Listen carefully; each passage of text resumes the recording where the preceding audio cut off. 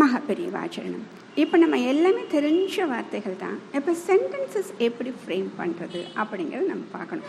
ஏன்னா தமிழில் இருக்கிற மாதிரியே அதே ஆர்டரில் எழுத முடியாது. இப்போ ஒன்றும் இல்லை, இந்த புத்தகத்தில் 150 பக்கங்கள் உள்ளன.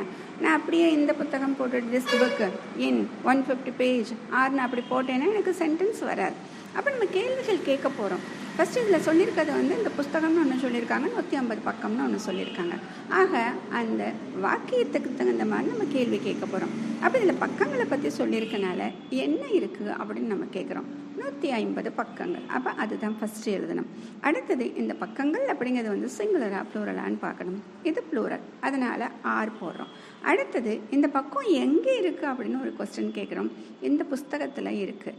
அந்த புஸ்தகத்தில் அப்படின்னு சொல்லக்கூடிய அந்த இன் சொல்கிறோம் இல்லையா, அதுதான் இப்போ ப்ரிப்போஷன் நம்ம பார்த்தோம் இல்லையா, அது. அப்போ அதை ஃபஸ்ட்டு போடுறோம்.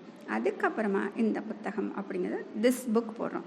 ஆக இது போல தான் ஒவ்வொரு சென்டென்ஸுமே நம்ம ஃப்ரேம் பண்ணணும். இது ஃபஸ்ட்டு கொஞ்சம் கஷ்டமாக இருக்கிற மாதிரி இருக்கும். எழுத நம்மளுக்கு ரொம்ப ஈஸியாக இருக்கும்.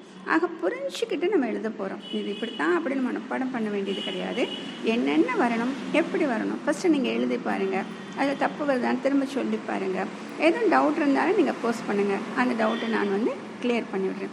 ஸோ இதுதான் இப்போ நம்ம ஃபஸ்ட்டு ஆரம்பிக்கக்கூடிய ஒரு சின்ன பேராகிராஃப். இது வரைக்கும் நம்ம கற்றுக்கிட்டதில் நிறைய பேசலாம், நிறைய எழுதலாம். இதில் நம்ம தரோம் ஆயிட்டோம் அப்படின்னா அடுத்தடுத்து சின்ன சின்ன விஷயங்கள் மாற்றுறது தான். அதுக்கப்புறம் கொஞ்சம் ப்ரிப்போஷன் கற்றுக்க போகிறோம். அவ்வளோதான், இங்கிலீஷ் வந்துருச்சு. மகாபெரிவாச்சரணம்.